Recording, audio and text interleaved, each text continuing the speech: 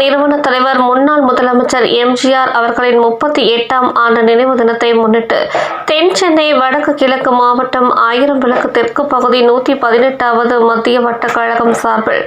Royapettah C Arumugam தலைமையில் நடைபெற்ற நிகழ்ச்சியில் மாவட்ட கழக செயலாளர் ஆதி ராஜாராம் எம்ஜிஆரின் உருவப்படத்திற்கு மலர் தூவி அஞ்சலி செலுத்தி பொதுமக்களுக்கு அன்னதானம், பெண்களுக்கு புடவைகள் மற்றும் 2026 தினசரி காலண்டர் ஆகியவற்றை வழங்கினார்.